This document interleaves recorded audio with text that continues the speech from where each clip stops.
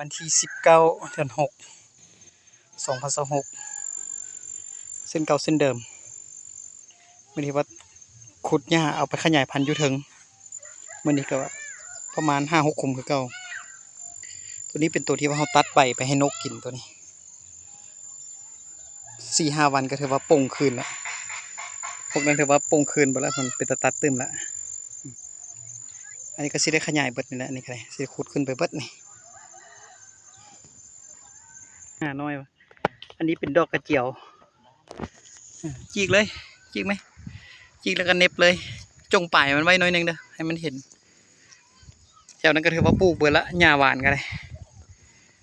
มะดองมะแดงถือว่าเป็นหญ้าหวานอีล่านเบิดอันนี้เป็นหัวสีไข่อันนี้หัวสีไข่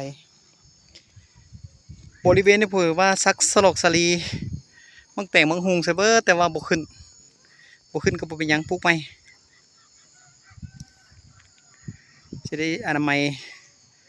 กำลังกล้าแก้นมังหุงกำลังจะเอามาลง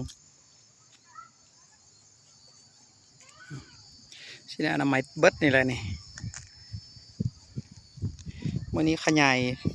5 ก่อคือเก่า5 สุ่มคือเก่า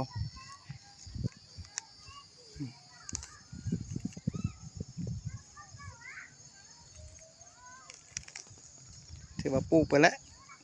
ที่ว่าเสียหญ้ามานะถือว่ามีหญ้าหวานเบิดแต่ว่ายังพอขึ้นดีสีดำมันแซมเติมในตัวนี้แยมเติมตัวใดที่ว่ามันบ่ออกหัวสีไข่ก็ถือว่าเริ่มขึ้นแล้ว